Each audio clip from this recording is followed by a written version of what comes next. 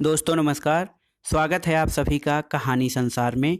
कहानी संसार में आज जैनेंद्र कुमार की प्रसिद्ध कहानी जाह्नवी, वाचन स्वर अनुराग चौधरी। कहानी इस प्रकार है। आज तीसरा रोज है, तीसरा नहीं चौथा रोज है। वह इतवार की छुट्टी का दिन था। सवेरे उठा और कमरे से बाहर की ओर झांका तो देखता हूँ मोहल्ले के एक मकान की छत पर काँव काँव करते हुए कौवों से घिरी हुई एक लड़की खड़ी है। खड़ी खड़ी बुला रही है, कौवो आओ, कौवो आओ। कौवे बहुत काफ़ी आ चुके हैं, पर और भी आते जाते हैं। वे छत की मुड़ेर पर बैठ अधीरता से पंख हिला हिलाकर बेहद शोर मचा रहे हैं। फिर भी उन कौवों की संख्या से लड़की का मन जैसे भरा नहीं है। बुला ही रही है, कौवो आओ, कौवो आओ। देखते देखते छत की मुड़ेर कौवों से बिल्कुल काली पड़ गई। उनमें से कुछ अब उड़ उड़कर उसकी धोती से जा टकराने लगे। कौवों के खूब आग घिरने पर लड़की मानो उन आमंत्रित अतिथियों के प्रति गाने लगी, कागा चुन चुन खाइयो। गाने के साथ उसने अपने हाथ की रोटियों में से तोड़ तोड़ कर नन्हे नन्हे टुकड़े भी चारों ओर फेंकने शुरू किए। गाती जाती थी, कागा चुन चुन खाइयो।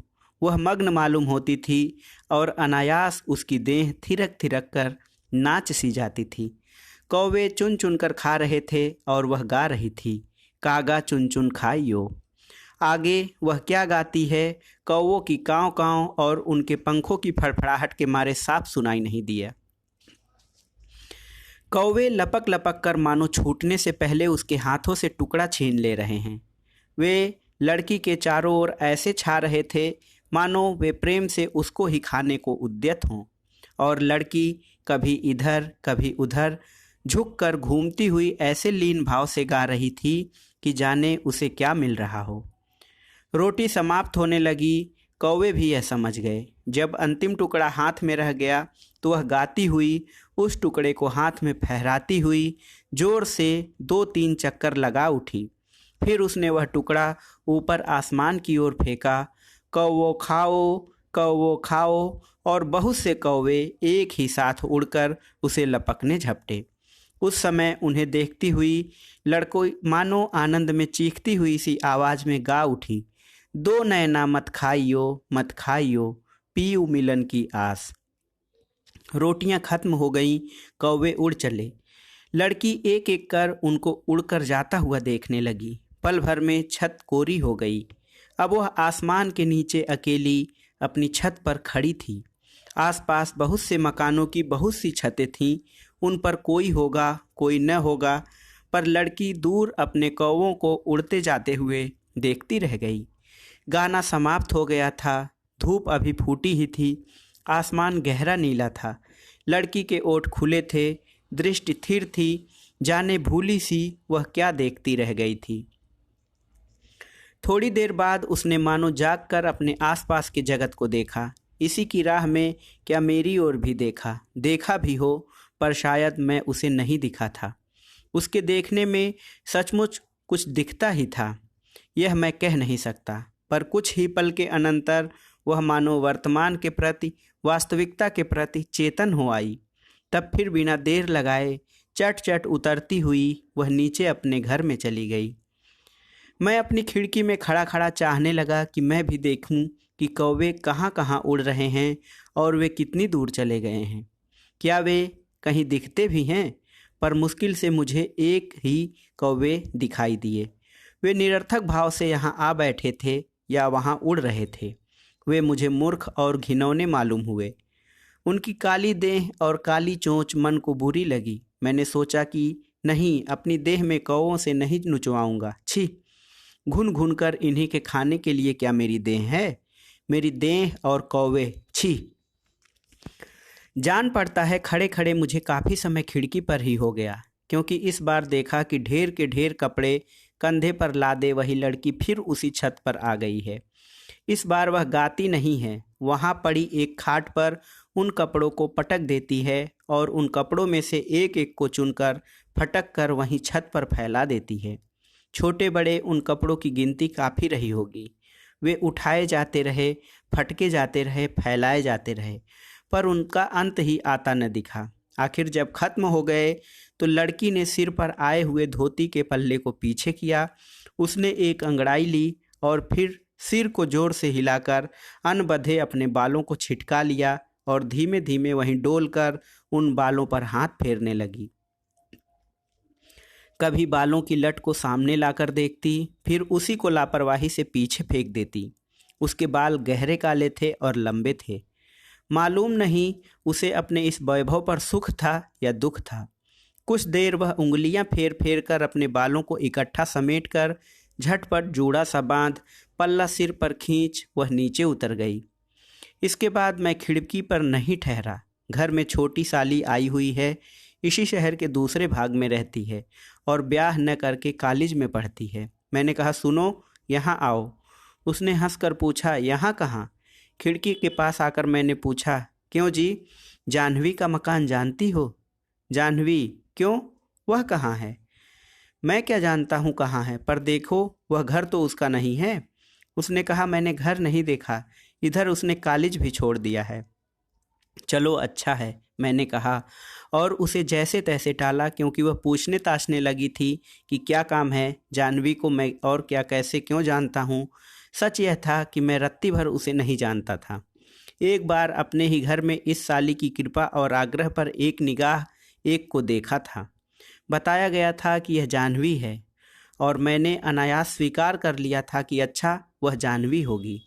उसके बाद की सच्चाई यह है कि मुझे कुछ नहीं मालूम कि उस जाह्नवी का क्या बन गया और क्या नहीं बना, पर किसी सच्चाई को बहनोई के मुंह से सुनकर स्वीकार कर ले तो साली क्या, इस पर सच्चाई ऐसी कि नीरस, पर ज्यों त्यों मैंने टाला। बात बात में मैंने कहना भी चाहा कि ऐसी ही तुम जाह्नवी को जानती हो, ऐसी ही तुम साथ पढ़ती थी, कि जरा बात पर कह दो मालूम नहीं, लेकिन मैंने कुछ कहा नहीं। इसके बाद सोमवार हो गया, मंगलवार हो गया और आज बुधवार भी होकर चुका जा रहा है।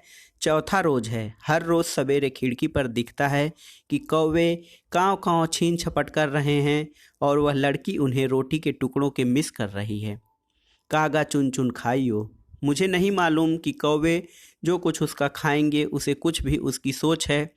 कौवों को बुला रही है, कौवो आओ, कौवो आओ, साग्रह कर रही है, कौवो आओ, कौवो आओ। वह खुश है कि कौवे आ गए हैं और वे खा रहे हैं।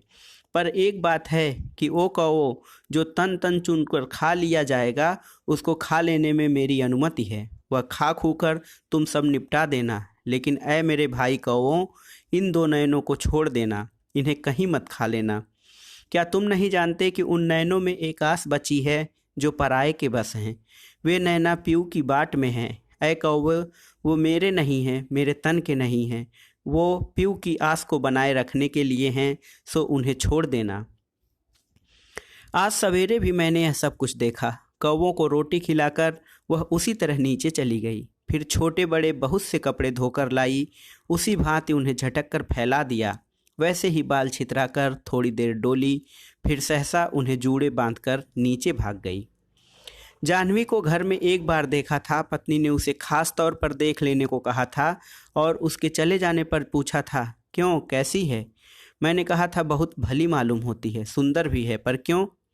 अपने बिरजू के लिए कैसी रहेगी? बिरजू दूर के रिश्ते में मेरा भतीजा होता है, इस साल यम्मे में पहुंचा है। मैंने कहा, अरे ब्रजनंदन, वह उसके सामने बच्चा है। पत्नी ने अचरज से कहा, बच्चा है? 22 बरस का तो हुआ। 22 छोड़ 42 का भी हो जाए, देखा नहीं कैसे ठाठ से रहता है? यह लड़की देखो कैसी बस सफ़ेद साड़ी पहनती है। बिरजू इसके लायक कहाँ है? यूँ भी कह सकती हो कि वह बेचारी लड़की बिरजू के ठाठ के लायक नहीं है। बात मेरी कुछ सही कुछ व्यंग थी। पत्नी ने उसे कान पर भी न लिया। कुछ दिनों बाद मुझे मालूम हुआ कि पत्नी जी की कोशिशों से जाह्नवी के माँ के द्वारा बाप से काफ़ी आगे तक बढ़कर बातें कर ली गई हैं। शादी के मौके पर क्या देना होगा, क्या लेना होगा, एक एक कर सभी बातें पेशगी तय होती जा रही हैं। इतने में सारे किए कराए पर पानी फिर गया। जब बात कुल किनारे पर आ गई थी, तभी हुआ क्या कि हमारे ब्रजनंदन के पास एक पत्र आ पहुंचा। उस पत्र के कारण एकदम सब चौपट हो गया।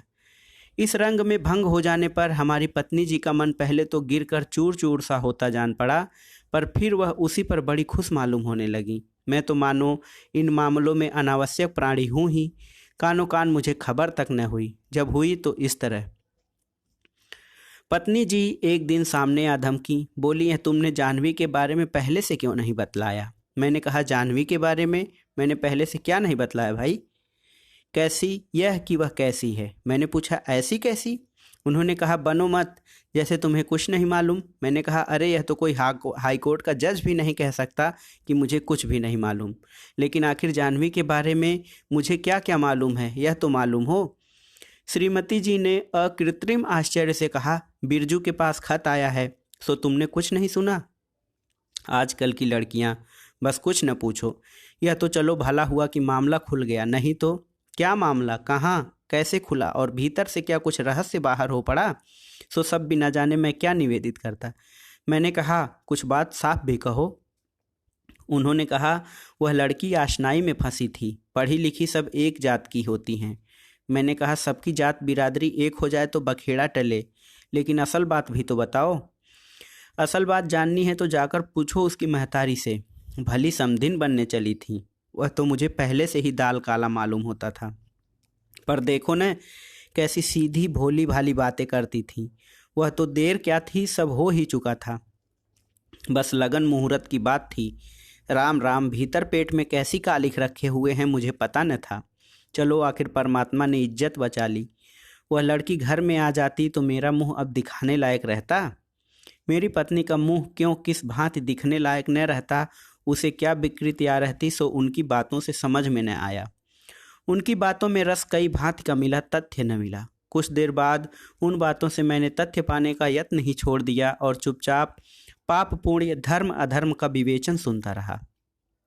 पता लगने पर मालूम हुआ कि ब्रजमोहन के पास खुद लड़की यानी जाह्नवी का पत्र आया था। पत्र मैंने देखा।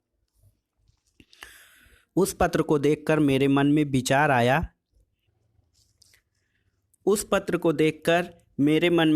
आया कि अगर वह मेरी लड़की होती तो। मुझे यह अपना सौभाग्य मालूम नहीं हुआ कि जाह्नवी मेरी लड़की नहीं है। उस पत्र की बात कई बार मन में उठी है और घुमड़ती रह गई है। ऐसे समय चित्त का समाधान उड़ गया है और मैं शून्य भाव से हमें जो शून्य चारों ओर ढके हुए है उसकी ओर देखता रह गया हूँ। पत्र बड़ा नहीं था, सीधे साधे ढंग से उसमें यह लिखा था कि आप जब विवाह के लिए यहाँ पहुँचेंगे तो मुझे प्रस्तुत भी पाएंगे, लेकिन मेरे चित्त की हालत इस समय ठीक नहीं है और विवाह जैसे धार्मिक अनुष्ठान की पात्रता मुझ में नहीं है। एक अनुगता आपको विवाह द्वारा मिलनी चाहिए, वह जीवन संगिनी भी हो। यह मैं हूँ या हो सकती हूँ, इसमें मुझे बहुत संदेह है। फिर भी अगर आप चाहें, आपके माता पिता चाहें तो मैं प्रस्तुत हूँ। विवाह में आप मुझे लेंगे और स्वीकार करेंगे तो मैं अपने को ही दे दूंगी। आपके चरणों की धूल माथे से लगाऊंगी, आपकी कृपा मानूंगी, कृतज्ञ होऊंगी। पर निवेदन है कि यदि आप मुझ पर से अपनी मांग उठा लेंगे, मुझे छोड़ देंगे, तो भी मैं कृतज्ञ होऊंगी। निर्णय आपके हाथ है, जो चाहें करें।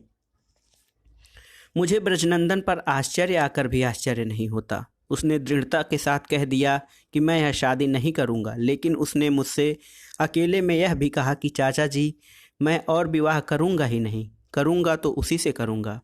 उस पत्र को वह अपने से अलहदा नहीं करता है और देखता हूँ कि उस ब्रजनंदन का ठाट बाट आप ही कम हो रहा है, सादा रहने लगा है और अपने प्रति सगर्व बिल्कुल भी नहीं दिखता है। पहले विजेता बनना चाहता था, अब विनयान्वित दिखता है और आवश्यकता से अधिक बात नहीं करता है। एक बार प्रदर्शनी में मिल गया, मैं तो देखकर हैरत में रह गया। ब्रजनंदन एकाएक पहचाना भी न जाता था। मैंने कहा बृजनंदन कहो क्या हाल है। उसने प्रणाम करके कहा अच्छा है। वह मेरे घर पर भी आया। पत्नी ने उसे बहुत प्रेम किया और बहुत बहुत बधाइयाँ दी कि ऐसी लड़की से शादी होने से चलो भगवान ने समय पर रक्षा कर दी। जाह्नवी नाम की लड़की की एक एक छिपी बात बिरजू की चाची को मालूम हो गई है। वह बातें, ओह कुछ न पूछो। बिरजू भैया मुँह से भगवान किसी की बुराई न करावें, लेकिन फिर कहा भाई अब बहू के बिना काम कब तक हम चलाएं, तू ही बता। क्यों रे, अपनी चाची को बुढ़ापे में भी तू आराम नहीं देगा? सुनता है कि नहीं? ब्रजनंदन चुपचाप सुनता रहा। पत्नी ने कहा, और यह तुझे क्या हो गया है? अपने चाचा की बातें तुझे भी लग गई हैं क्या? न ढंग के कपड़े न रीत की बातें, उन्हें तो अच्छे कपड़े लत्ते शोभते ही नहीं। तू क्यों ऐसा रहने लगा है रे? ब्रजनंदन ने कहा, कुछ नहीं चाची, और कपड़े घर रखे हैं। अकेले पाकर मैंने भी उससे कहा, ब्रजनंदन बात तो सही है, अब शादी करके काम में लगना चाहिए और घर बसाना चाहिए, है कि नहीं? ब्रजनंदन ने मुझे देखते हुए बड़े बूढ़े की तरह कहा, अभी तो उम्र पड़ी है चाचा जी। मैंने इस बात को ज़्यादा नहीं बढ़ाया। अब खिड़की के पार इतवार को, सोमवार को, मंगलवार को और आज बुधवार को भी सवेरे ही सवेरे छत पर नित रोटी के मिसकौओं को पुकार पुकार कर बुलाने खिलाने वाली यह जो लड़की देख रहा हूँ, सो क्या जानवी है? जानवी को मैंने एक ही बार देखा है, इसलिए मन को कुछ निश्चय नहीं होता। कद भी इतना ही था, लावण्य शायद उस जानवी में अधिक था, पर यह वह नहीं है, जानवी नहीं है। ऐसी दिलासा मैं मन को तनिक भी नहीं दे पाता हूँ। सवेरे सवेरे इतने कौवे बुला लेती है कि खुद दिखती ही नहीं।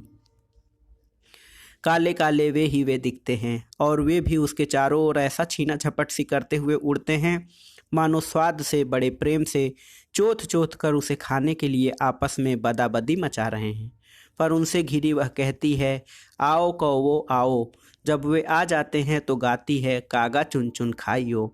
और जब जाने कहाँ कहाँ के कौवे इकट्ठे काऊ काऊ करते हुए चुन चुन कर खाने लगते हैं और फिर भी खाऊ खाऊ करके उससे भी ज़्यादा मांगने लगते हैं, तब वह चीख मचाकर चिल्लाती है कि ओ रे कागा नहीं, ये दो नैना मत खाइयो, पीऊ मिलन की आस।